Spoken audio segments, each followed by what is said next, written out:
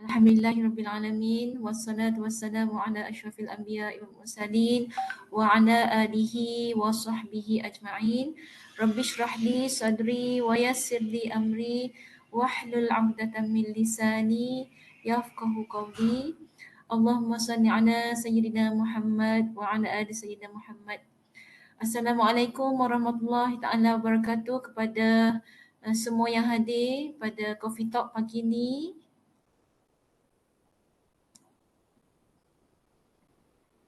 Okey, pagi ni kita ada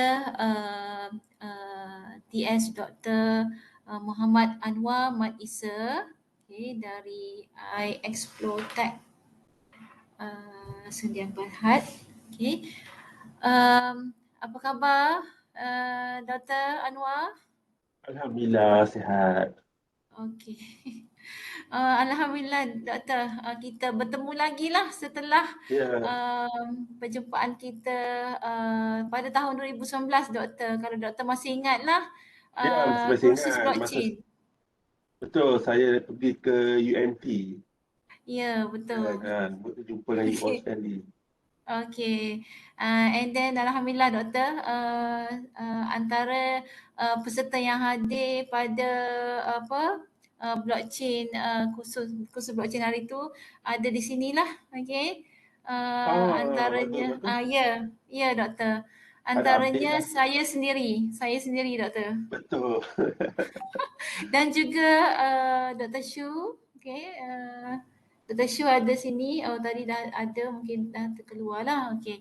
So Alhamdulillah Doktor, untuk pengetahuan semua lah, okay, saya telah menghadiri kursus Doktor lah, Dr. Anwar. Dan Alhamdulillah, okay, kebanyakan antara kami telah berjaya lah untuk mendapat certified Ethereum dengan ada 2 course tu, ada 2 sijil yang diberilah setelah berhempas pulas menghadiri kursus yang very intensif dan juga 5 hari? telah 5 hari Doktor ya. Okay. Dan juga telah menduduki peperiksaan ya Doktor, untuk menanyakan really enjoy during that time lah, and then cuma saya tidak berpeluang untuk extend ilmu dalam blockchain tu lagi setakat ni lah Doktor.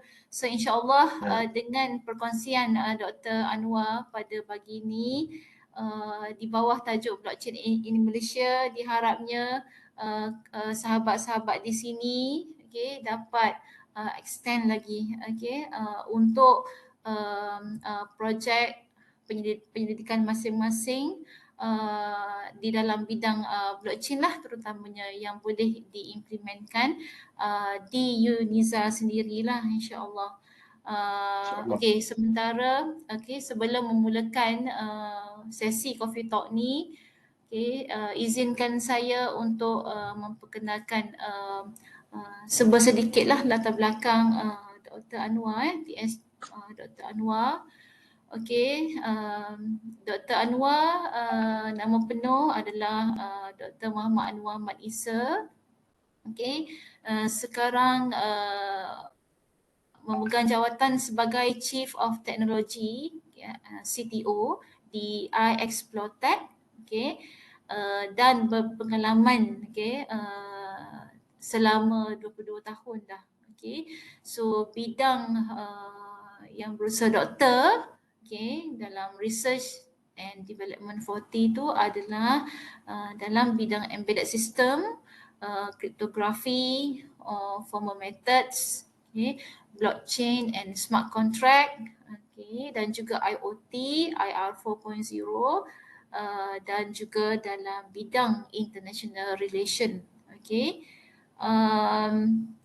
Dr. Anwar dari segi academic background beliau telah mendapat 2 ijazah kedoktoran lah. Dari yang pertama sekali Doctor of Philosophy in Electrical Engineering dari UiTM Malaysia, dan ijazah yang kedua adalah Doctor of Philosophy in Computer Science dari UPM Malaysia lah.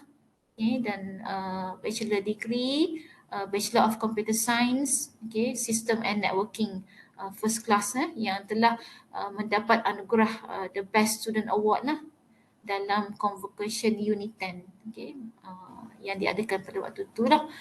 Okay, dan itulah sedikit, dan beliau sangat berpengalaman, okay, dalam bidang blockchain. Okay.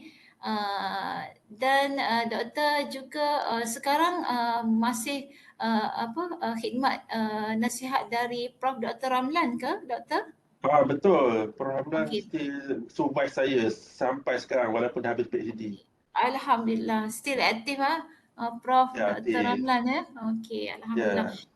Okey, so itu saja sedikit latar belakang yang sangat cemerlang, okey, yang ditunjukkan oleh Dr. Muhammad Anwar. So dengan ini okey, saya persilakan Dr. Anwar untuk akan bicara coffee talk kita santai-santai pagi ni ya doktor, bersama dengan ahli-ahli yang lain lah, dan sekiranya ada antara kita interrupt dengan soalan dialu-alukan ya doktor, boleh ya Dr. Anwar? Boleh. Kalau ada soalan, okey, alright. So terima kasih doktor, dan dimulakan sekarang. Assalamualaikum semua. Okey, terima kasih Dr. Wan Izwani kerana sudi invite saya masuk Uniza lah. Sudi invite saya bagi sharing. Inilah warming up selepas Hari Raya. Saya ucapkan selamat Hari Raya Aidilfitri. Okay, selamat open house. Sebenarnya weekend ni mungkin orang dah last minute banyak nak buat open house, so kita boleh join. Dan so lah weekend memang agak suka sikit nak buat projek open source sebab banyak open house. Anyway, saya ucapkan terima kasih kerana sudi invite saya kali kedua ke, kali pertama ke. Tapi memang saya pernah berkongsi lah dengan rakan-rakan di Wiza. Utamanya UMT lah. UMT tu macam saudara you ya. So biasanya ada apa-apa UMT, Wiza pun involved juga. Alhamdulillah lah.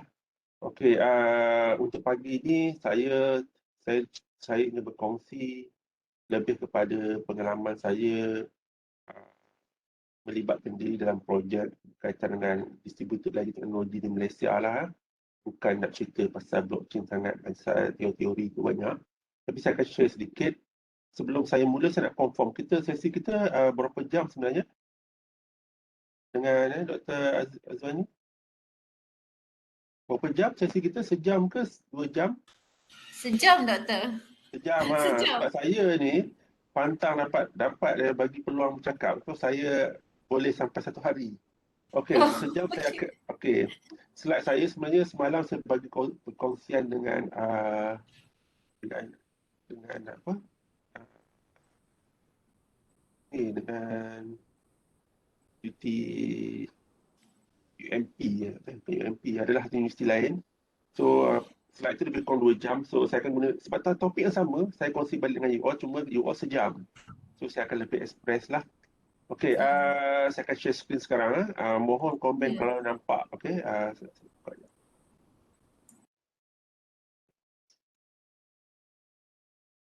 okay, nampak tak screen saya? Okey doktor, nampak. Okey, nampak. Hello. Okay. Saya ucapkan terima kasih kerana sudi mendengar perkongsian Coffee Talk pagi ini. Saya ada Milo panas, bukan kopi. Anyway, tapi dia cukup menyegarkan jugalah pagi ini. So, saya ucapkan tanya kepada Uniza kerana berminat meneruskan. Sebenarnya benda ni blockchain perlukan kerja-kerja pendidikan ataupun pengamatan ataupun development ke apa semua berterusan. Kita tak boleh tinggal lah. Baguslah dia ada warming up balik kan. Kadang-kadang kita dah lepas raya dah makan banyak pulut, dah tak larat dah kan semua kan. Lepas tu kita dah buat balik ni, kita boleh boost balik moral kita, semangat kita untuk memulakan balik kerja-kerja yang dah tertinggalan. Terutamanya lepas PKP kan. Dulu PKP tu pada tahun 2019 dulu. So 2020 je tak boleh buat apa dah kan. Lepas tu alhamdulillah lah. Sekarang ni okey, saya adalah Dr. Anwar. Setengah orang panggil saya Dr. Square. Setengah orang saya panggil saya Arnold pun ada. Ada juga panggil Arnold. Arnold maksudnya positif dalam engineering kan. So ini sudah nickname tapi saya tak kisah pun sebenarnya. Okey, saya adalah CTO di Ais Protest di Cyberjaya, Office. Selain itu, saya adalah Sekretariat untuk IPTM, Institusi Pengajian Tinggi Malaysia punya Blockchain Network. Sekarang ni tunggu bajet approval daripada MOSTI ni. Bukan MOSTI, daripada Menteri dah approve. Cuma bajet daripada ni untuk kewangan dia tak dapat lagi daripada government untuk projek IPTM ni. So, universiti akan dapat bajet banyak juga untuk running ni. So, ini adalah usaha kita daripada tahun 2016 hari itu. Nanti saya sembang nanti yang ni. Okey, selepas itu saya adalah visiting industry lecturer dekat universiti lah, kat UiTM lab ni. Dan selain itu saya sangat bergiat aktif dalam Malaysia Society for Cryptology Research. Mereka yang melihat suku buat kriptografi lah. Okay. Dan banyak mendesak government untuk menggunakan dasar-dasar keselamatan negara berkaitan dengan kriptografi encryption. Kami lah ni orang spesies ni lah banyak berusaha.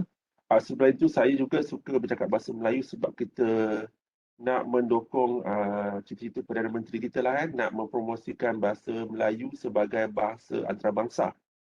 So saya, kalau you all ada bahasa, pelajar Inggeris, saya akan cuba speak English juga. Tapi kalau boleh, saya harap that sebanyak local student kat Malaysia ada kat sini. Kalau perlukan English, just bagi tahu saya akan explain English. Tapi jangan risau, slide saya, well, my slide in English, if you are foreign, you don't understand Malay, actually our Prime Minister promoted Malaysian to use Malay language as the international language so that all the people all over the world can recognize the Malay. Because the Malay in South Asian, there's a lot of country that using Malay.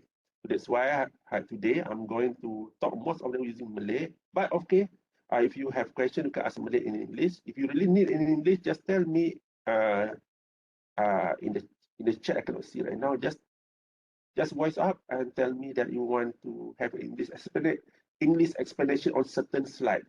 Okay, so I can explain in that slide. But the slide is English, don't worry about that.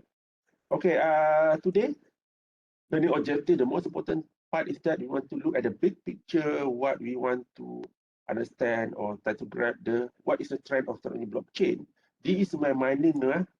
This is picture in the left and right side is a mining rig that I did in 2018 that doing mining when the cryptocurrency boom lah. It's truly my experience running in lab, UiTM lab for the exploring the blockchain.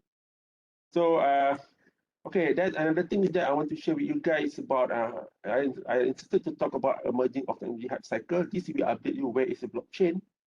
And also halal haram. I love this one because I don't want to you guys girl that are so passionate to use cryptocurrency, you don't realize that it's actually haram. Okay, don't catch to hell. Okay, using haram stuff. I hope that I can explain to you guys on that part, even though I'm not the somebody that from ulama or somebody that know, but I'm Ulu Amri. I know something the technology. And then I will talk about RTP and collaboration involving what is happening to Malaysia, especially. So I skip some other topic because I don't think we have enough 1 hour. Tidak tak cukup sejam untuk bercerita semua benda. Okay, skip this soalan. Okay, I will skip this one because we need enough time. Chapter 1, look at this picture. This picture somebody took when I last March this year. I went to the UTM Skudai, whereby UTM want to absorb technology scroll from USIM. They want to have collaboration whereby USIM give the scroll, probably blockchain, and UTM will using a system butter.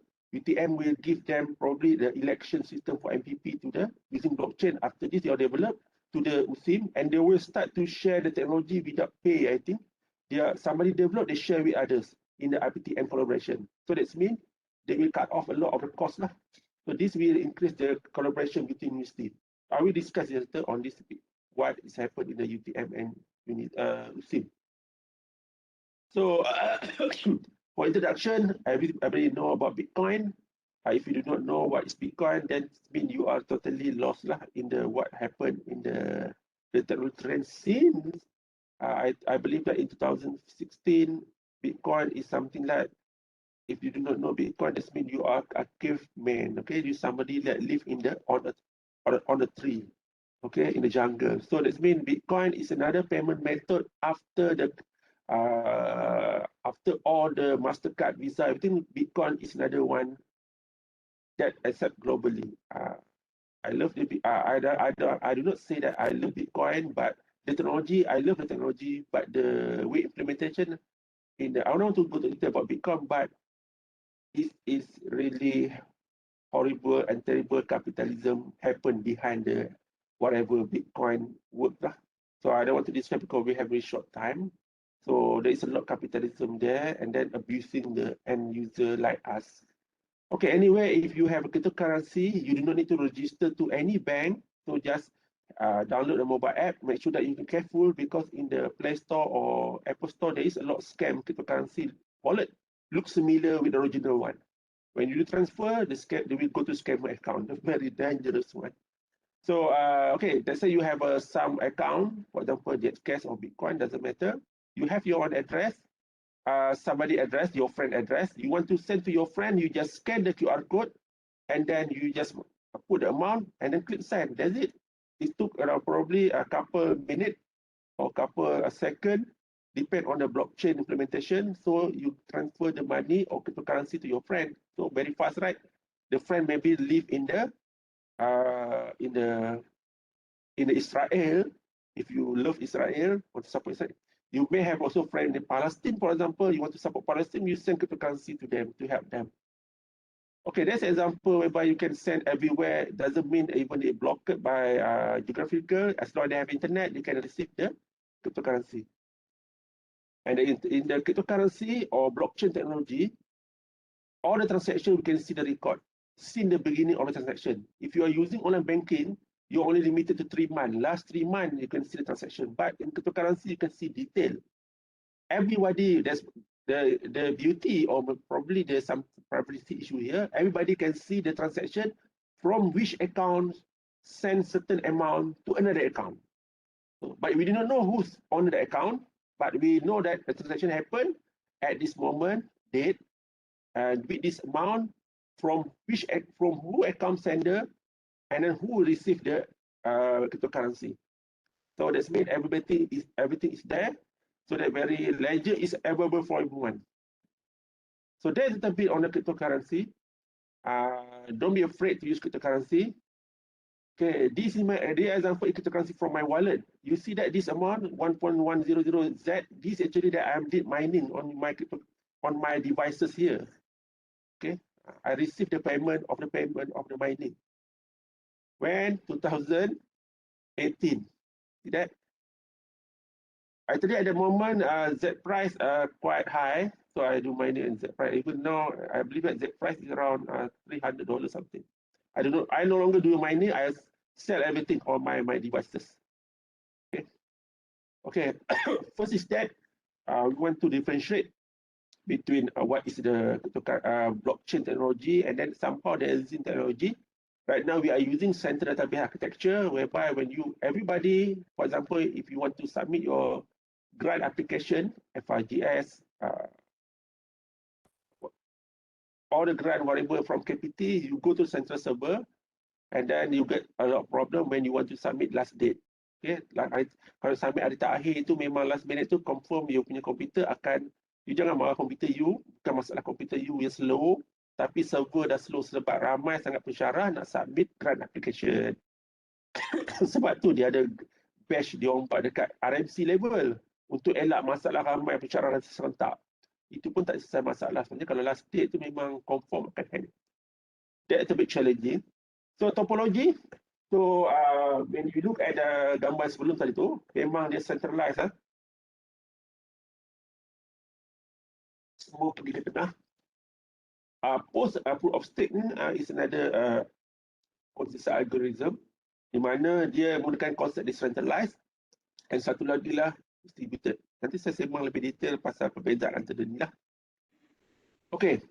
You boleh tanya soalan kalau ada soalan on the spot, ataupun you letak soalan you all dekat chat. Bila habis sesi nanti, saya akan baca soalan you all balik, saya akan cuba jawab. Okay. Okay. Okay, this is example kalau you all tengok macam mana you nak imagine secara grafikal. Setengah orang tak boleh imagine secara in the word. So dia perlukan diagram. Macam saya pun sama perlukan diagram. So kalau you bila cakap pasal distributed ledger technology, is a Venn diagram, is kotak, is a box. Dalam tu ada blockchain teknologi, ada DEX teknologi dan mungkin teknologi lain lagi yang bukan mainstream tapi mungkin tak lama lagi akan jadi mainstream. So dia secara general macam ni lah. Okay, saya akan go kepada bahasa Melayu. Since kita nak mempromosikan bahasa Melayu, inilah at least bahasa standard lah yang kita biasa gunakan, iaitu teknologi ledger teragih, maksudnya lah DLT.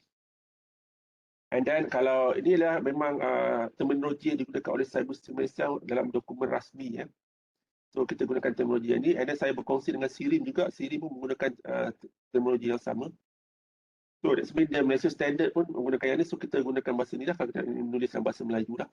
Rantaian blok is a blockchain. Graf berarah tidak kitaran ialah DEX. So kalau tengok di sini ada Bitcoin, Ethereum, dan BitchainDB dia menggunakan blockchain base.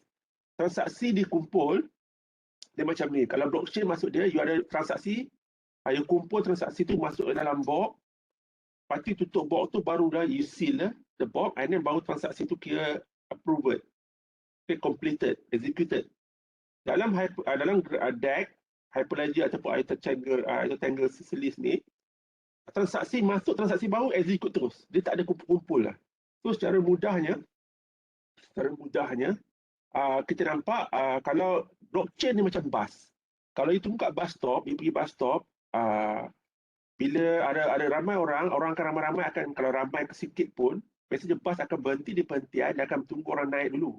Lepas tu dia tunggu sekejap, bagi agak ramai sikit masuk, baru dia jalan. Itu konsep macam blockchain, macam bus. Tapi kalau you pakai macam Hyperledger ataupun IOTA ni, dia macam you order Grab lah. Grab driver ke apa ke, ataupun taxi ke. Taxi tu lalu you masuk dalam tu terus jalan. So that's mean transaksi execute immediately. Maksudnya you terus dibawa ke destinasi you. Tapi kalau blockchain ni tunggu sekejap, kumpul dulu transaksi tu. Itu beza dia. Sebab tu blockchain lebih lambat untuk menulis data baru jika di-compare dengan DEX teknologi. DEX terus dia laju terus. Sebab dia execute transaksi. Blockchain dia kumpul transaksi dalam box dulu, baru dia see the box ke transaksi ni executed. Itu beza dia. Satu lagi dah BitchainDB. Kalau dari segi transaksi banyak, Bitcoin semata-mata transaksi untuk cryptocurrency transfer saja dan lock. Ethereum ada smart contract di mana you boleh buat transaksi cryptocurrency Ethereum dan juga membuat smart contract. Smart contract limited bila you ada source code smart contract yang macam keadaan di sini ni. Ini ditulis dalam security language. Kalau nampak sini struct, certificate, name, IC, student ID, dia sama macam you write C programming language or certain programming language yang menggunakan struct. You define all data structure dalam disebut dalam smart contract. Bila you compile binary file, smart contract ni, maximum size binary file lah 24 kilobyte. You boleh store dalam Ethereum. Kalau besar pada itu, data Ethereum tidak akan terima. Sebab nanti kalau banyak sangat data binary file tu nanti ataupun size of code, nanti tak cukup storage to execute lah.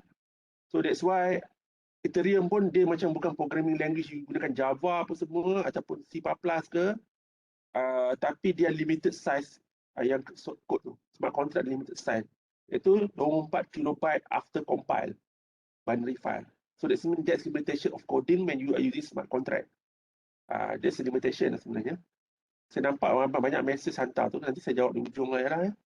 Okey, NAM pula ialah blockchain digunakan oleh KPT untuk buat blockchain escrow di Malaysia. Nanti saya tunjuk ujung. BitchainDB yang paling menarik di mana you boleh store data besar.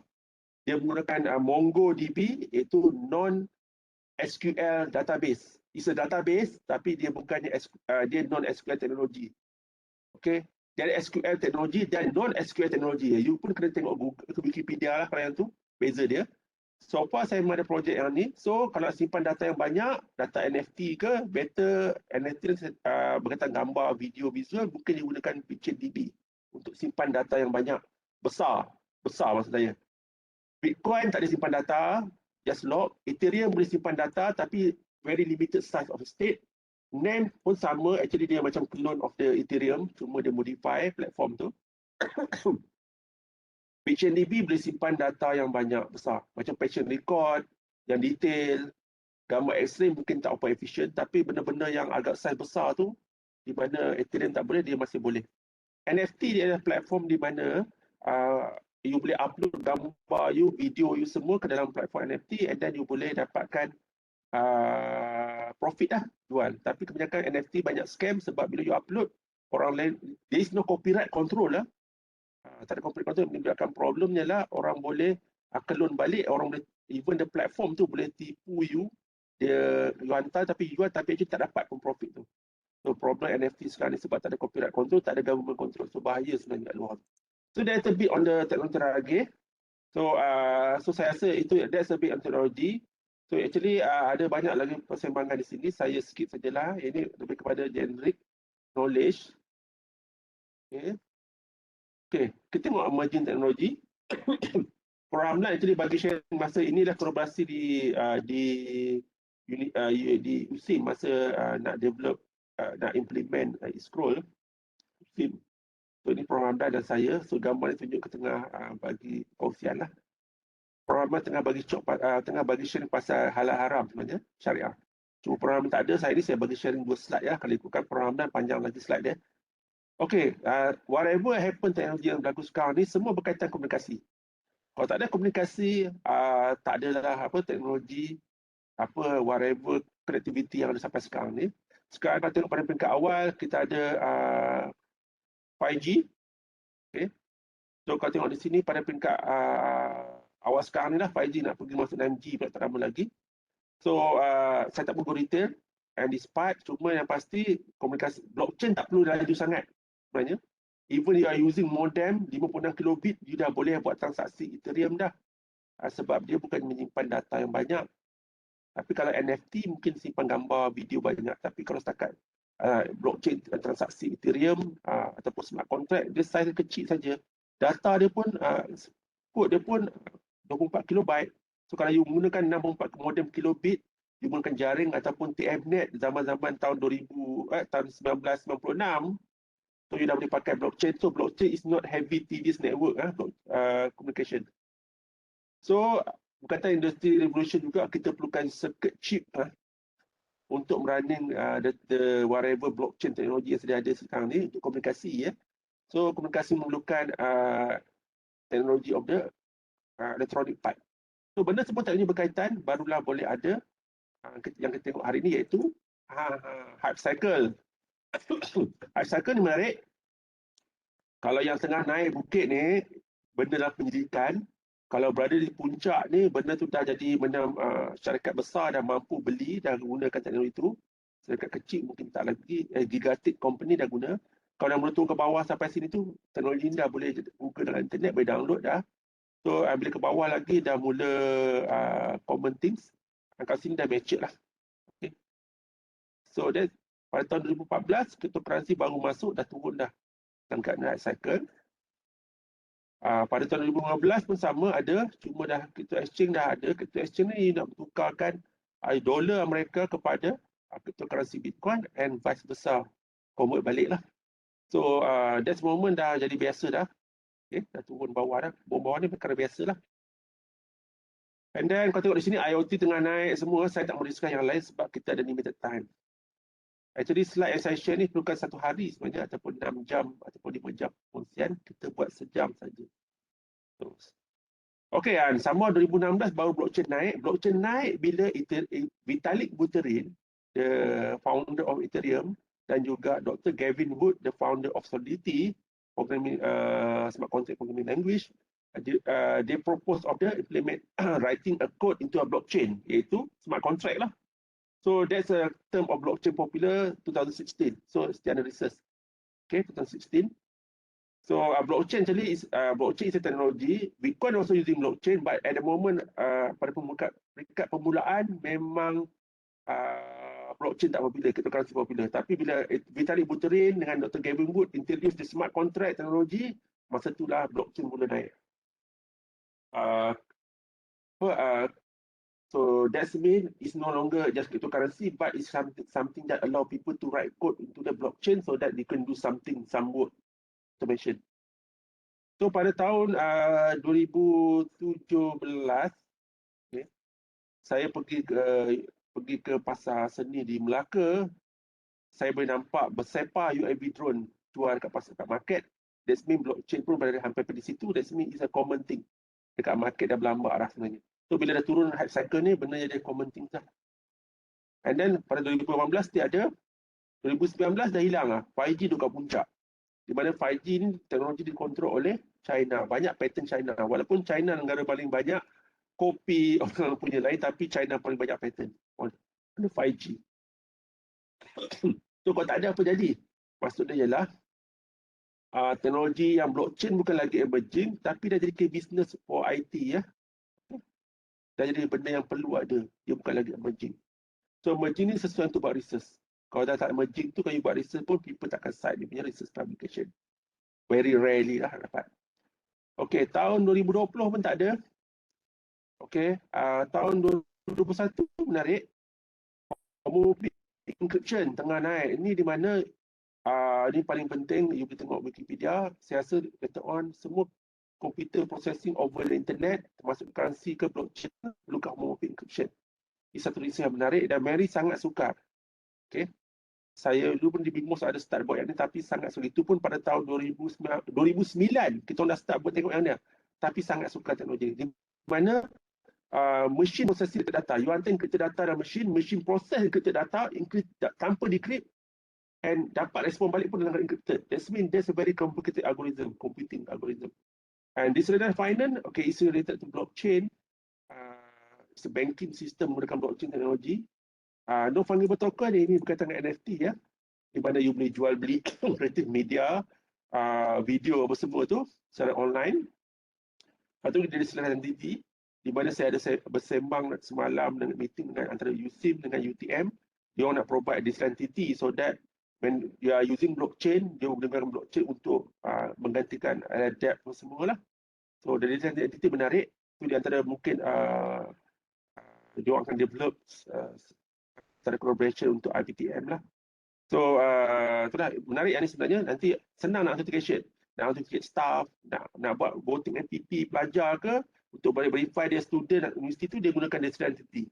So that means it's something like single sign-on menggunakan blockchain technology. So that is decentralized entity.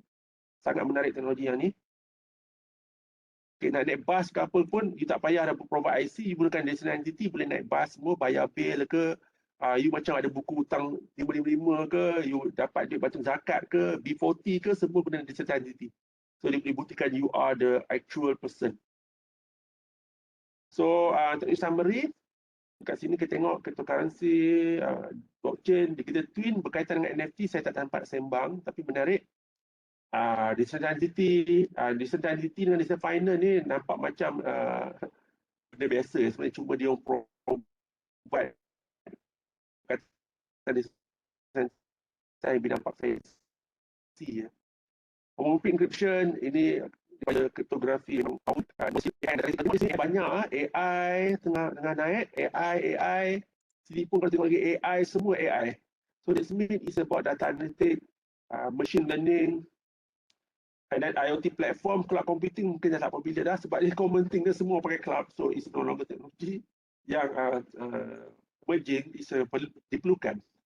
Memang diperlukan oleh organisasi sekarang ni. Seterusnya ialah blockchain teknologi.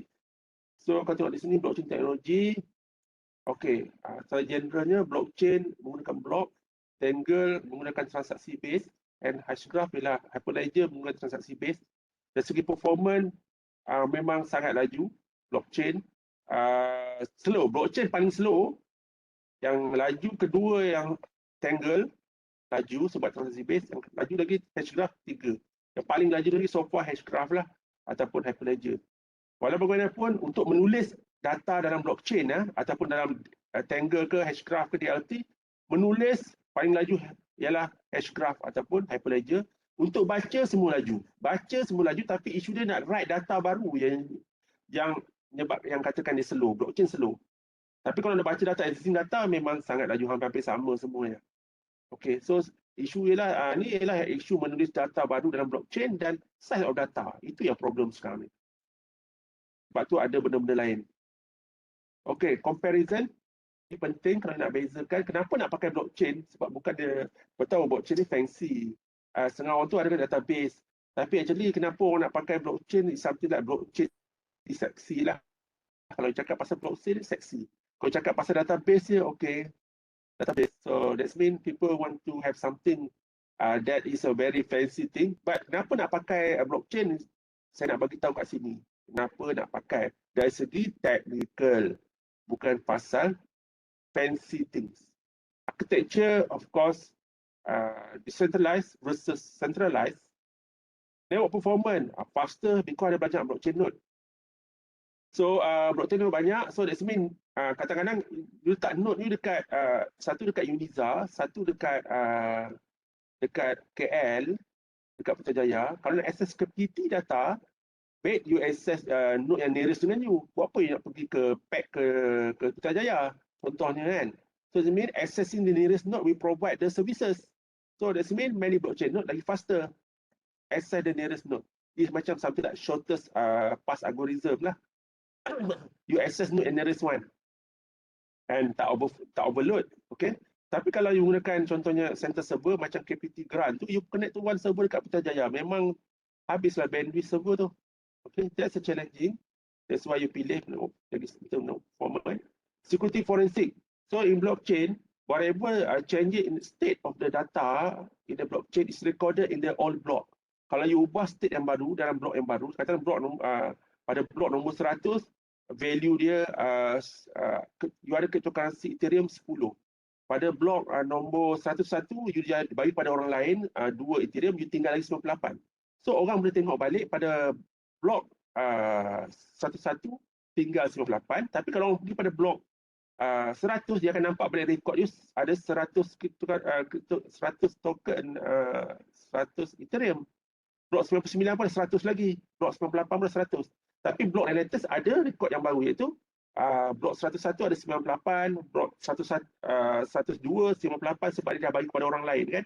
So dia akan rekod. So that means you boleh trace transaksi dan rekod dalam blockchain. Tapi dalam database memang tak boleh trace. Dia append dalam database.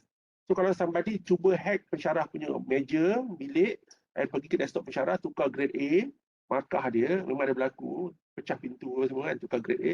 Student yang pergi buat ni, masalah dia dapat fail. Dia pun bongok sangat jugalah kan. Pergi hack tu, pergi tukar A. Pergilah bubur B plus ke, B minus ke, jangan bubur A. Okay, memang confirm anda detect benda-benda pelik, so dia tangkap lah, kena buang universiti lah, confirm.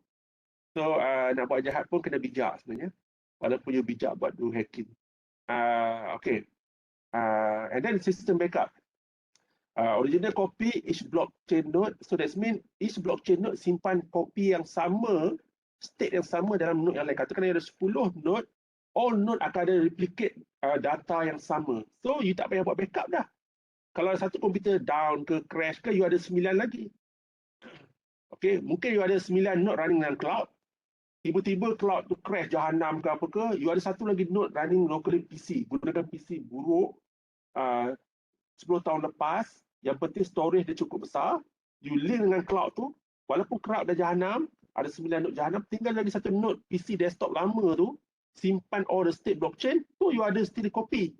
So that means you boleh gunakan state ni balik untuk share balik, replicate kat tempat lain. So that means ada komputer buruk jangan buang, pertama, gunakan sebagai tempat simpan node untuk blockchain. That's my suggestion. Jangan buang. So second thing is that dia boleh jadi satu backup. So you tak perlu ada backup dah. You gunakan yang ni cara ni saya jimat cost untuk dari segi nak backup the system. So kalau database kita pasal backup weekly, monthly. So kalau student hack sistem, ubah markah grade A, so sistem admin terpaksa pergi backup weekly ni, tengok pada database yang lama, cuba betulkan balik, oh student ni tipu, so boleh detect. Memang sangat suka sebenarnya. Dan satu lagi lah case last time yang CIMB Bank ke mana yang duit terlebih hilang duit orang, negatif duit orang. Ini pun sama, masalah database crash, and terpaksa backup restore balik state yang lama. Ini problem database ni. Kalau kat bank pun sama, dia restore state yang lama di mana mungkin orang tu ada duit tapi duit dia dah hilang. Ini masalah database.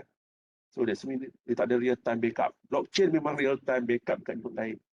So that's the beauty of the blockchain. So, Doktor, ya silakan. can I ask question?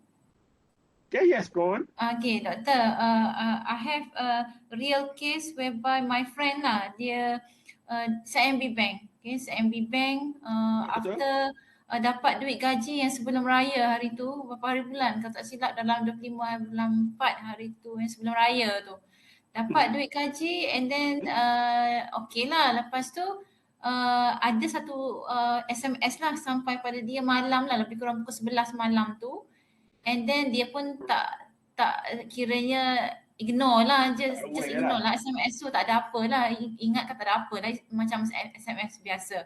And then suddenly the next day morning tu the amount dalam CIMB Bank dia only RM700 instead of berapa saya tak tahu, tapi duit gaji kan, duit gaji. So Duit gaji, betul. any comments on that, doktor? Any comments on that? Yang ni pertama ialah sama ada sistem kena malware, ada malware attack, and then dia menyebabkan transaksi tu transfer pada akaun orang lain. Sebab dia tak guna smart contract, dia menggunakan sistem e-commerce biasa, ada scripting dalam tu semua. So the code may be dah malicious, menyebabkan dah tarik duit orang masuk ke akaun orang lain. Itu pertama. Kedua ialah memang ada glitch dalam sistem, terutamanya data ataupun record ataupun ada data corrupted. Sebab dalam database, bila you write banyak sangat, dia boleh database tu corrupted. Probably berlaku. And then ini kalau saya dengar saya, kes CIMB ni bukan seorang, ramai orang jadi. Ini bukan corrupted ni. Ini masalah pertama ialah kemungkinan dia punya server side scripting code tu dah kena malware. Kedua ialah database dia crash, rosak. Ada backup along the way, rosak. Itu that my assumption lah. So saya tak tahu yang detail one sebab saya tak boleh bagi spekulasi. So that can be that way lah. So that mean it can happen to the real time the banking system in case CIMB lah. That's a proof lah. Bukti kata vulnerability menggunakan database. So that's my comment lah. I tak mau go detail sebab I pun tak dapat maklumat detail pasal tu. That's all. So that's mean there's the advantage blockchain di sini ya.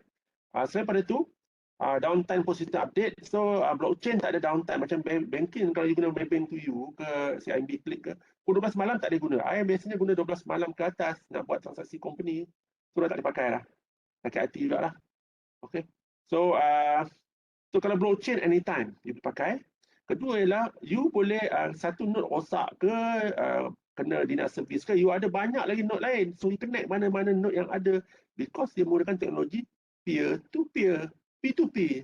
So P2P all node connected is you will be sync automatically bila you upload satu data baru, node lain akan sync each other. So that's mean you tak perlu risau masalah synchronization.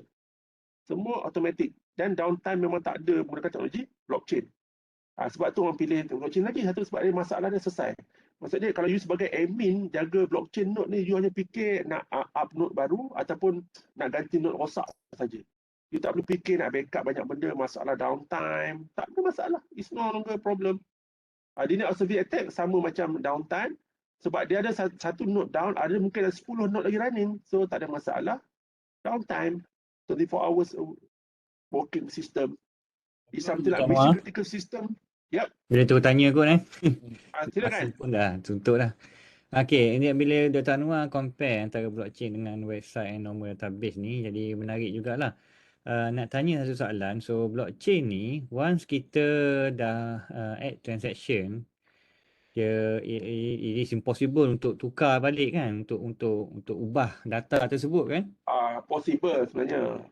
Tapi possible, okay. in generalnya kalau public you perlukan control more than 50% of the node to modify the existing data. Ya.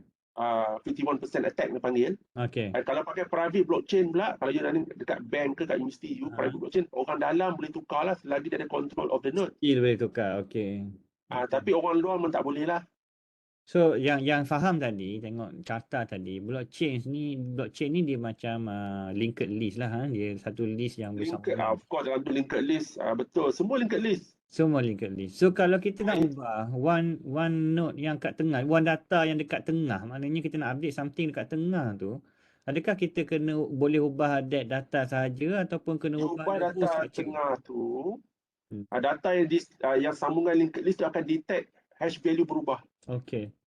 Macam gambar ni lah. Ya. Gambar sini linked list. Katalah kita ada node nombor 4, blok nombor 4. Diubah sum data pada blok nombor 4. Okey. Sekarang ni blok nombor 8 ni, letters ni tengah running letters. Ya, Dia pergi betul. tukar blok nombor 4, ditukar. Dan blok nombor 5 akan detect kata integrity blok nombor 4 dah bertukar. Okey. Blok nombor 6 akan detect kata integrity blok nombor 5 dah tukar. So that's mean attacker terpaksa reverse balik attack pada blok nombor 4, write a new ledger blockchain baru untuk nombor 5, nombor 6, nombor 7, nombor 8. Untuk write nombor 8 ni dia perlukan computer resource yang banyak, terutamanya Bitcoin lah. Kalau private blockchain tak ada masalah, tapi kalau public blockchain dia terpaksa reverse balik. Sebenarnya saya bukan bercakap dari perspektif attacker. Saya bercakap dari perspektif owner data lah. So kalau lah contohnya e-scroll kan, tiba-tiba ada kesilapan pada scroll tu yang kita sedar and then nak ubah. Itu boleh ubah, boleh Oh, ubah. boleh. Boleh ubah state. Okey, macam ni katakanlah kita upload certificate Anwar pada blok nombor 3, Anwar dapat PhD Electrical Engineering daripada UiTM. Tiba-tiba tersilap. Pelot nombor 5 kata, oh salah ni, bukan PhD Electrical Engineering daripada UiTM tapi Physical Electrical Engineering, Computer Science daripada UPM. So dalam Ethereum smart contract you boleh ubah state. Di mana you ubah state pada blok nombor 5, variable ialah PhD in Computer Science. Tapi di blok nombor 4 dia still detect PhD Electrical Engineering. Blok nombor 3 still detect Electrical Engineering. Nombor 5 dah start tukar state, dia akan detect Computer Science, PhD. 6, Computer Science, 7, Science and so on. That means the previous state still exists. Tambah benda. So that's the mutability, immutability. So it is possible lah. It is manageable lah. Possible tukar state tapi orang akan detect state bertukar. Okay. So bukan tak boleh tukar state sebenarnya, boleh. Sebab tu smart contract Ethereum you boleh tukar value variable. Okay, so saya harap faham di situ. And then access control.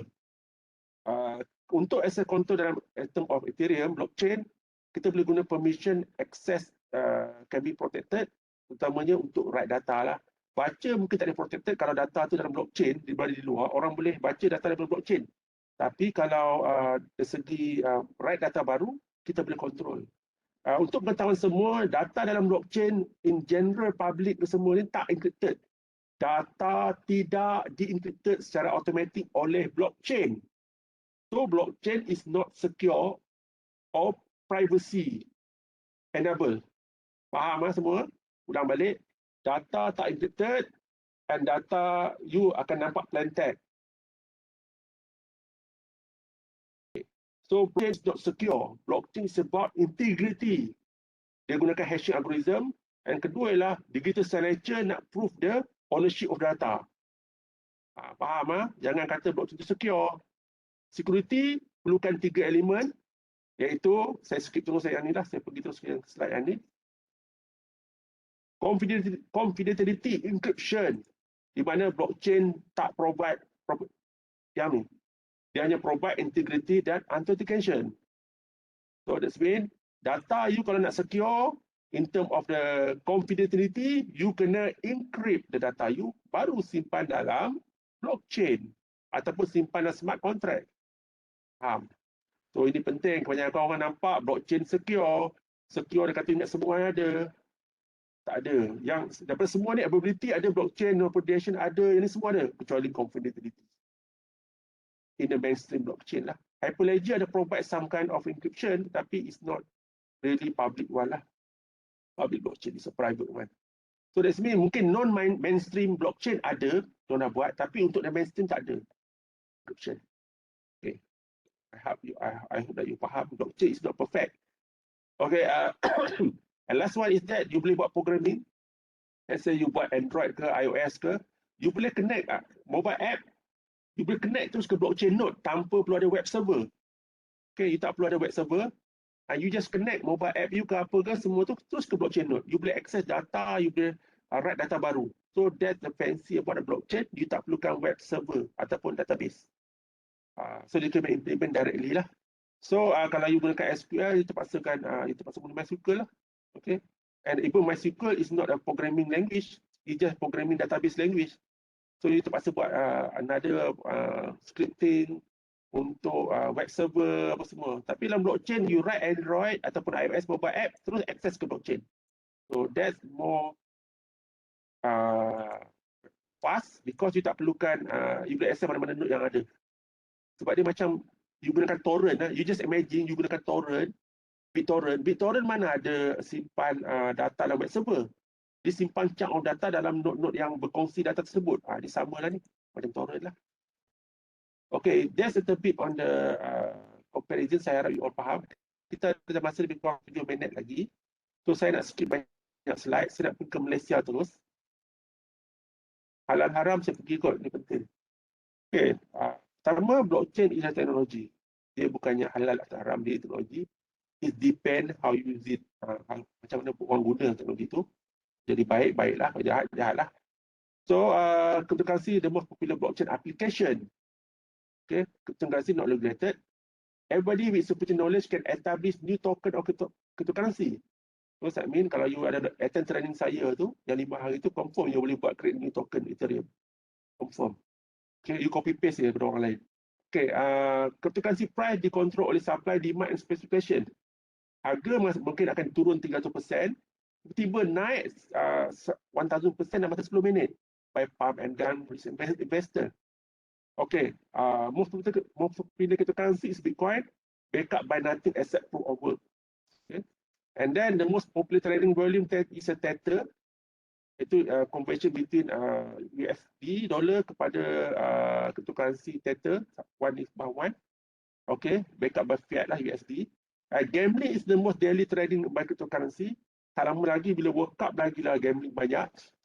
So and most of the illegal thing, money laundering suka guna cryptocurrency sebab tak untraceable. You can do gambling entire the world. Dulu kan nak buat gambling dalam local dalam main-main apa semua dalam rumah ke main judi ya. Tapi yang ni you boleh main judi entire the world. So you boleh gambling all over the world. That's mean too many dark side can be used for the blockchain. Okay. And then investing, okay, ini satu problem investing cryptocurrency contohnya. You beli cryptocurrency harga RM1, after 1 month or 1 year you become RM1,000. Okay. Biasanya agent yang ataupun yang jual investor ni jual kali dia akan cakap macam ni. So you buy sekarang harga RM1, selepas tahun dia akan jadi RM1,000. Kaya ini bagus ni. Buat keluar ketemu kedai BSP, you simpanan you gunakan yang ni habis hangus. Sebab orang yang jual takkan kata pasal how you lost everything. Dia takkan bagi tahu. Dia hanya bagi tahu untungnya. Dalam Islam memang salah. Kalau you nak buat muamalat ataupun ni, you kena bagi tahu dia punya business plan, untung dan rugi kena bagi tahu detail. So dalam cryptocurrency biasanya haram sebab agent akan tipu you. Okay, there is no clear business portfolio lah by investor ataupun agent. Okay. Most investor agent are scammer. And then people gunakan money laundering untuk gunakan money laundering. And then okay, electronic fikah muamalat. Ini dalam Islam. Bila nak buat transaksi dalam Islam, akad ni biasanya mudah. Saya beli, saya jual. Itu senang berlaku bila you pergi beli barang makan ke pasar malam. Sebab transaksi berlaku less than 5 second. Boleh confirm. Tapi bila cryptocurrency katakanlah you ada 20 Bitcoin, you mati. Macam mana nak hantar 20 Bitcoin tu? Nak bagi kepada waris. Dia bukan boleh masuk amanah raya pun. That's problem pertama dalam zakat muamalat Islam. Kedua ialah tag. Macam mana government nak tag benda-benda ataupun nak simpan zakat, nak bayar zakat cryptocurrency, boleh simpan dalam sebab you perlukan 20 gram emas, lebih kurang RM21,000 Malaysia, you kena bayar zakat. Cryptocurrency tak bayar zakat. Itu satu problem lagi. So inheritance, zakat, akad tak ada. Okay, bila you buat transaksi biasanya there is no clear akad, terutamanya you buat trading apa semua tu tak ada clear akad. Okay. And then that's another challenging.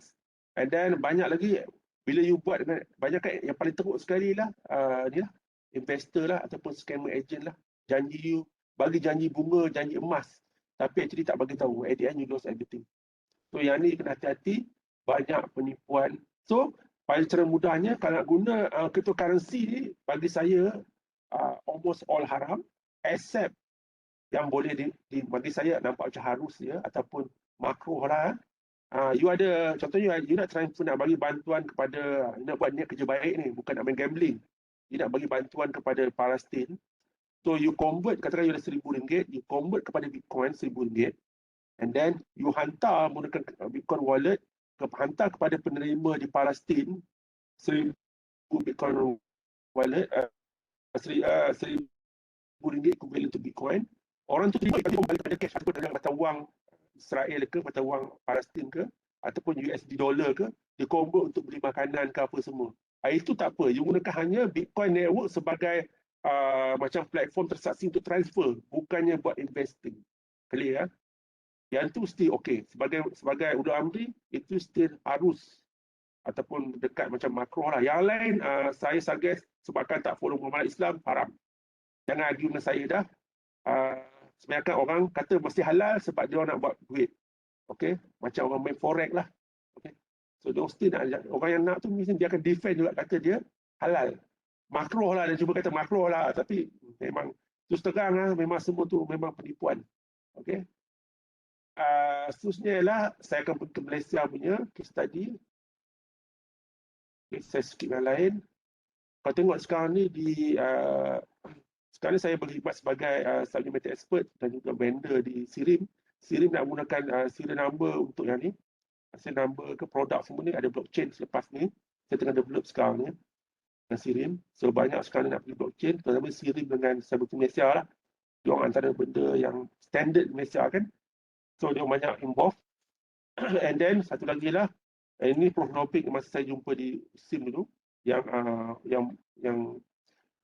kepada pengarah ataupun ketua untuk projek Iskro lah, Iskro yang ni ya, DLT ni. Actually masa saya jumpa Prof Nopik ni, saya bagi tahu Prof Nopik, jumpalah CEO Cyberteam Malaysia untuk minta dia buat testing. Lepas tu dia jumpa dengan meeting dengan CEO Cyberteam Malaysia, and then meeting.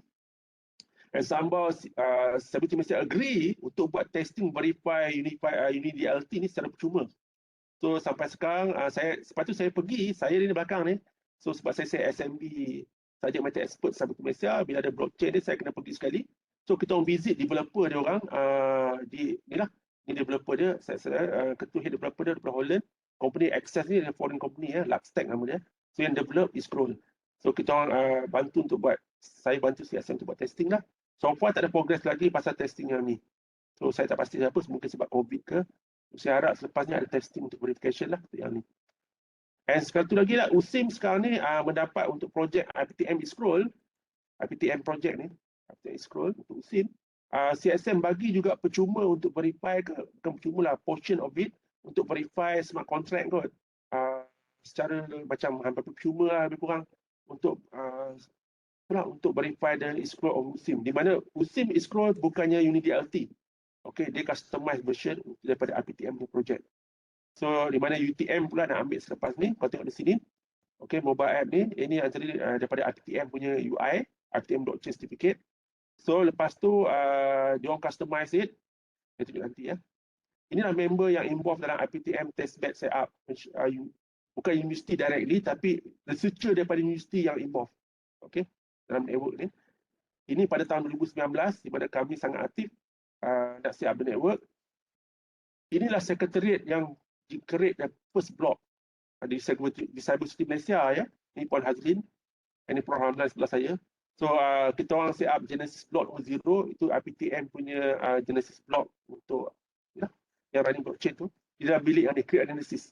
So kalau you all nak hantar verification kriptografi, akan dibuat dalam lab ni. Kalau nak hantar verify smart contract blockchain pun dalam lab juga. So ini bilik special lah. Okay, untuk di mana IPTM. And satu lagi lah, budget untuk ini tengah Labour Minister dah approve untuk budget IPTM untuk siap satu Malaysia testbed. Yang tinggal approval untuk dapatkan duit dia tak dapat. Okay, duit nak keluarkan duit daripada akaun tu. Itu tak dapat approval. Kalau tak dapat yang tu tak boleh buat keluar jugalah. So dari segi Malaysia Labour dah okay. So that for the angka 12.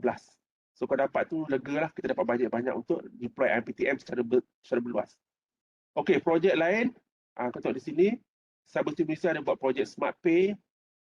Okay, untuk buat testing verification of the blockchain dengan Smart Pay. Dan satu lagi lah, blockchain and smart contract verification juga dibuat oleh Cyberteam Malaysia. IPTM testnet juga sama. So tiga benda ni memang sangat aktif sampai sekarang. Okay. Dua benda ni. Okay. And then satu lagi lah, custody and custody forensik. Ini pun saya involve untuk merampasan cryptocurrency untuk dibawa masuk court. Okay. Ini banyak kes cryptocurrency rampasan di Malaysia. So nak masuk court, kita perlukan sistem yang integrated untuk blockchain. So saya bantu tim ni untuk develop sistem tersebut. Di mana dipakai oleh PDRM, NFCC, SPRM, semua government agensi berinform untuk buat rampasan lah. Kita akan develop sistem ni. And then SIRIM paling menarik, banyak projek tadi macam tunjuk tadi, verify, ada QR code SIRIM. Mimos pun dengan SIRIM pun ada buat lebih kurang sama, itu projek untuk blockchain base untuk maju pula. Ni Musang King project untuk durian, nak kata durian original. SIRIM pun ada plan nak buat yang tu juga untuk verification. And then SIRIM ada buat untuk projek sedia ada madu kelulut, di mana you boleh trace balik daripada mana madu kelulut ni keluar sampai dijual di botol. So you scan QR code kat botol, you akan dapat banyak traceability information about the botol information. So dia menarik menggunakan blockchain. Yang latest one, SIRIM akan develop lagi menggunakan sistem untuk madu gold makmur. Gold makmur ni syarikat emas, kedai emas di Malaysia ada banyak cawangan tengah develop untuk jual ke pinggan gold ni, ada certified by SIRIM. So sebenarnya tak ada penipuan lah, tak ada besi ke dalam tu, tapi memang original emas, ada dapat sertifikat, digital certificate lagi kata emas ni original. Ada sertifikat ni ada owner sekali. So ini sebenarnya ada gold punya sertifikat sebab orang risau kan, ekonomi problem, orang nak simpan gold ni, projek yang akan insyaAllah tahun depan deliver, duit dah dapat semua tengah develop sekarang. Tahun depan deliver lah. So banyak couple projek lain lagi, termasuklah SIRIM nak perlukan satu digital dokumen yang certified by blockchain. Siapa nak guna dokumen ni boleh guna SIRIM punya platform. So ada juga tengah develop, tengah nak start develop lagi sebulan kot. So ada banyak projek SIRIM sebenarnya berkaitan dengan certification lah, untuk verification. Mimos yang saya tahu madu yang durian, and a couple projek lagi prototype lain dia orang buat lah. Cuma saya tak involve directly lah. Okay. Mimos banyak organize pada MOSTI punya event lah. Okay. Untuk roadmap blockchain memang Mimos sangat top. Saya dulu kerja Mimos, so saya tahulah. Dan satu lagi lah, UTM ada buat cashless system dengan pelabuhan Kelang Transport. Kita ada buat cashless wallet masa tahun 2020, sambil COVID halted projek ni. Kita jumpa Dr. Marketio, kita membuat semua projek ni, demo semua lah, running.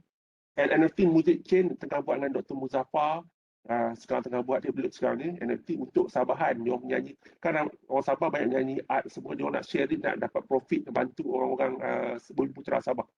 Sebab privacy dalam projek ini maintain, di mana you ada maklumat data daripada TMB punya meter, you ada user boleh masukkan maklumat appliance dalam mobile app tu, dan juga renewable devices dalam app tu. Nanti bila third party request data, contohnya kan, third party ni, I nak request data information untuk postcode 57000. That means dia akan blast semua dekat semua mobile apps.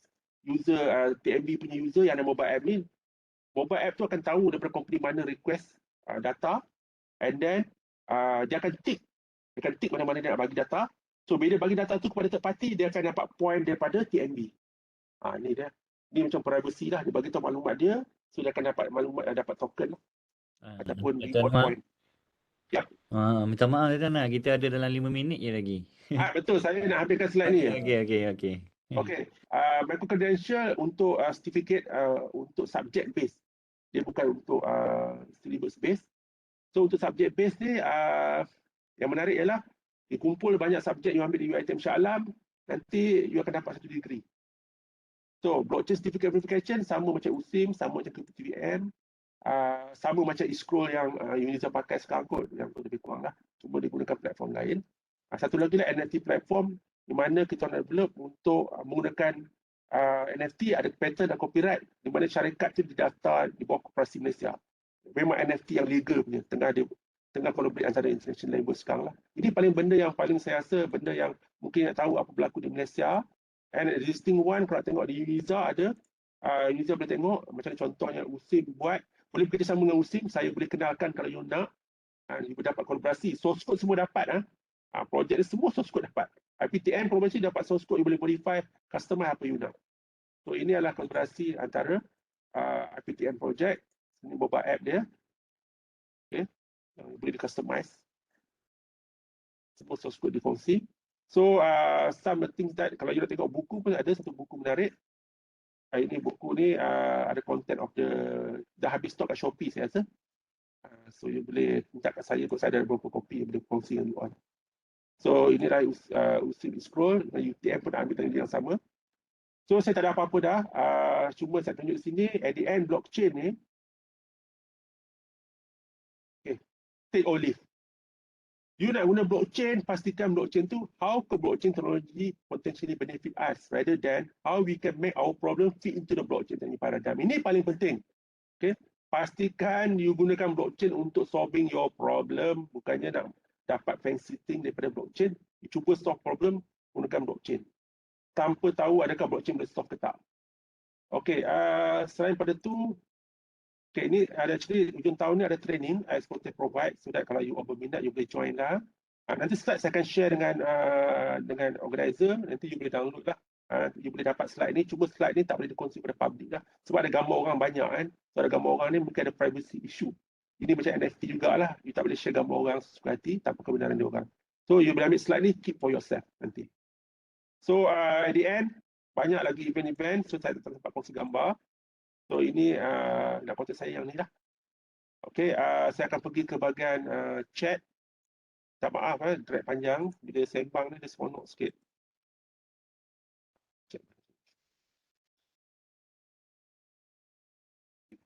Saya stop sharing dulu. Dan saya pergi ke chat. Okay, saya tengok chat sini. Assalamualaikum Dr. Anwar daripada Dr. Izwani ya. Once we register with any blockchain wallet, where is my money from? The money transaction is from White Pistol. Okay. Kalau you ada, actually kalau you gunakan Bitcoin actually generate money based on the block. Siapa-siapa collect block baru, dia akan dapat reward money, reward Bitcoin. So you akan dapat pada situ sebenarnya. Tapi kalau you create private blockchain macam Ethereum POA, Proof of Authority, masa peringkat awal tu you define dah total asset you ada 1 billion ke 1 trillion of the cryptocurrency ataupun Ethereum. Dalam smart contract pula lain. Dalam smart contract you boleh define pula dan tu you ada 1 trillion of the token. So that's mean you ada satu blockchain, satu smart contract you untuk project A you ada 1 billion. Untuk project B ada 2 billion. Untuk projek C ada 3 billion. So that means smart contract tu boleh running dalam blockchain sama tapi untuk different purposes. Untuk cert verification pula tak ada token. You running cert verification. So dalam satu blockchain boleh ada banyak jenis smart contract. So at the end, there is no such money actually. You just gunakan token somebody created. Orang yang buat token tu paling untung. Atas angin dia buat duit. Dia jual kat you all. That's why banyak scammer kat luar. Okay, satu lagi soalan. Seterusnya, among the blockchain channel, Bitcoin, Ethereum, Bitcoin, DB, and then which is the most reliable and secure? Tak ada semua secure. Secure saya jawab tadi dah, tak ada encryption. Cuma saya rasa yang paling hampir pun yang most, setiap benda ada advantage masing-masing. So kalau dari segi, you boleh create a group macam WhatsApp group, you boleh gunakan Hyperledger. Hyperledger boleh create a group channel. So that means you boleh hanya data, sharing data within the group. So Hyperledger nearest one jawapan lah. Okay. Okay. NFT untuk fungible token. Okay, tak ada apa. Okay, training saya dah ada tunjuk tadi. Saya tunjuk gambar tadi. Kalau berminat nanti boleh join di tahun ni di Cyberjaya. Okay, nanti saya dapatkan slide nanti boleh tengok detail lah. Daripada MAM, apa pandangan tentang future Bitcoin? Okay, Bitcoin akan, saya 2022, 2024, 2025 nanti dia akan habis dah. Bukan habis, there is no longer new Bitcoin created, tapi you hanya boleh gunakan existing Bitcoin yang sedia ada saja. Sebab tu harga makin mahal. So everything is Ponzi scheme, cuma dia tampak macam Luna case issue. So tiba-tiba orang tu jual saja terus collapse dia punya blockchain. Sama lah macam Bitcoin, kalau orang tak trust Bitcoin, pemilik Bitcoin paling banyak jual semua cryptocurrency, Bitcoin dia akan jatuh harga macam Luna. That's why saya kata penipuan paling Ponzi scheme lah. Okay. That's why saya tak minta you all invest dalam cryptocurrency. Cuma guna sebagai platform untuk transfer duit, okay dah. Okay. MetaMask is decentralized and centralized. Okay. MetaMask is a tool dekat web based. They can be used for this untuk accessing the blockchain API. So decentralized Saya tak pasti soalan ni, tapi dia decentralized. Dia untuk akses untuk Ethereum platform melalui web. Dia ada API.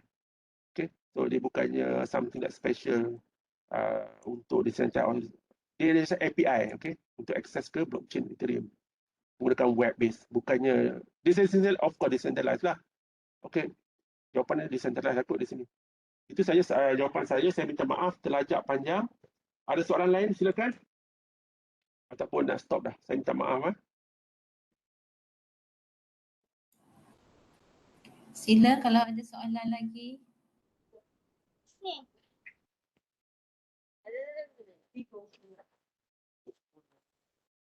Ada soalan boleh tanya sekarang.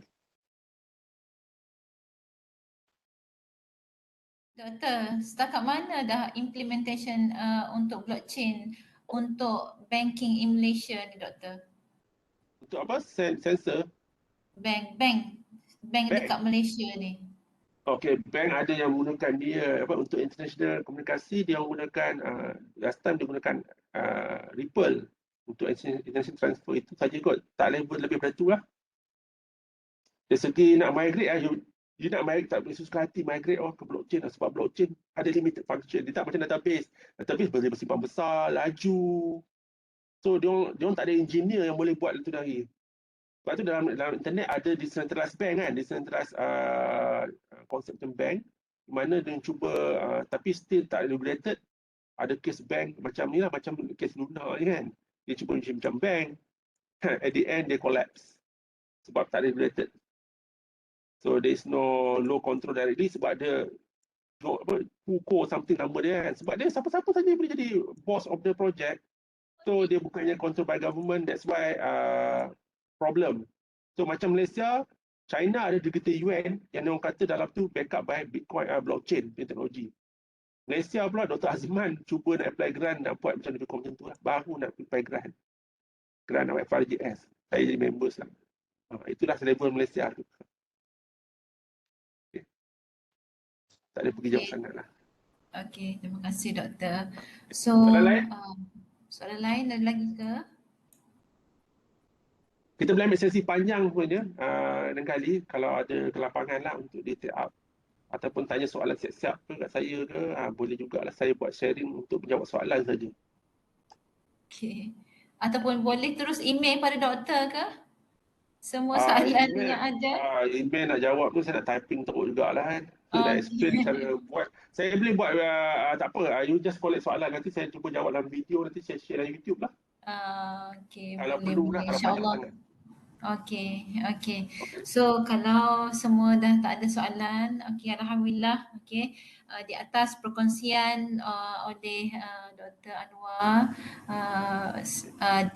sementara blockchain ni masih lagi baru, so inilah masa yang terbaik untuk semua antara kita untuk mendapat info-info ataupun teknologi yang dipakai di dalam blockchain. Okay, perbezaan terutamanya tadi slide perbezaan antara blockchain dengan website dan database tadi. Saya rasa itu yang paling baiklah comparison. So mungkin doktor boleh share ke tak slide tu nanti? Tapi katanya banyak gambar. Pada Dr. Azwani. Nanti Dr. Azwani forward pada yang lain-lain lah. Okey, tapi ada isu tadi doktor kata ada banyak gambar tu nanti gambar tu tak boleh letak ke public. You tak boleh letak ke public lah, tak boleh share dalam Dropbox ke apa semua. Share orang yang attend boleh. Cuma jangan share kepada public ya selepas you dapat. Okey doktor, kalau boleh jangan terlupa ambil peluang bekerjasama dalam projek PTM. PTM. Uniza jangan tinggal walaupun you ada dari school sendiri, tapi kalau you banyak projek kerjasama yang boleh dapat teknologi secara percuma. PTM ada bajet juga, that's why you patut cuba involve dalam PTM punya kerjasama supaya dapat free. InsyaAllah doktor. Yang saya nampak pun dalam projek IPTM tu, kalau Uniza sekarang dia e-scroll lah. Cuma e-scroll tu dia outsource lah, bukannya develop sendiri lah, yang telah di outsource lah. Itu yang dalam makluman saya lah. Okay. So insyaAllah doktor. Okay, insyaAllah. Terima kasih banyak-banyak atas perkongsian pada hari ini. Dan insyaAllah nanti saya akan dapatkan slide untuk konten yang terbaik lah saya rasa yang telah InsyaAllah. dirumuskan oleh doktor walaupun dalam masa yang singkat, yang amat singkat. Okay, so Ya. kita insyaAllah akan ada lagi kalau ada kelapangan, insyaAllah tim untuk Coffee Talk ni akan menyusuli dengan untuk next talk lah daripada Nak ambil gambar ke doktor. tak dekat dia? Ambil gambar ke Ya, tak? Nak ambil ya. gambar ke tak? Ambil Okey, gambar orang macam yang mana join. organizer nak ambil gambar ke tak? Semua tak ada gambar saya seorang tak ambil tak Okey. apalah. Okey, boleh lah ya kita ambil gambar Fizal. Kita biasa tak ambil gambar Dr. Anwar.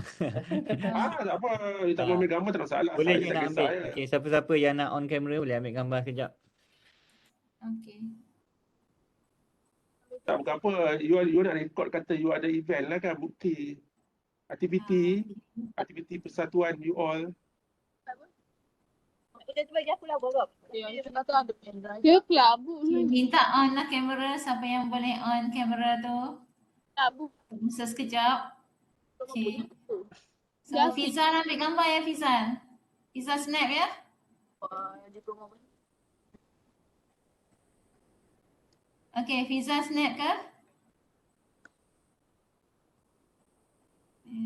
Tahu aku kain tu kan. Gote. Habis lah. Okey, Kain. sekejap. Tangan tak diam.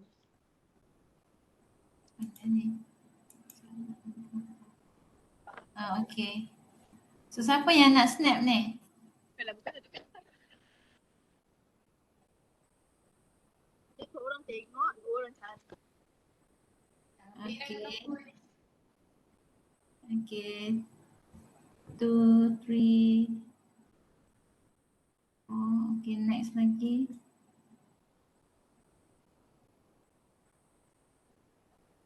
Okay. Ready, always ready je. Okay. Sekejap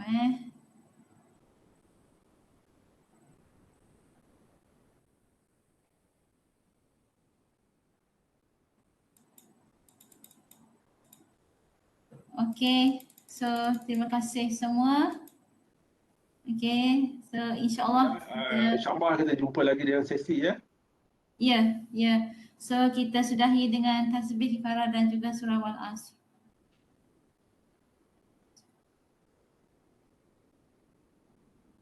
Assalamualaikum warahmatullahi taala wabarakatuh. Terima kasih semua. Salam, selamat raya, bye-bye semua. Ya, terima kasih Dr. Anwar. Kalau Selamat saya pergi raya. Terengganu, insyaAllah saya singgah Uniza. InsyaAllah kita jumpa. Okay. Kalau saya pergi Terima kasih, Terengganu Anwar. bercuti. Bye. Okay, bye-bye.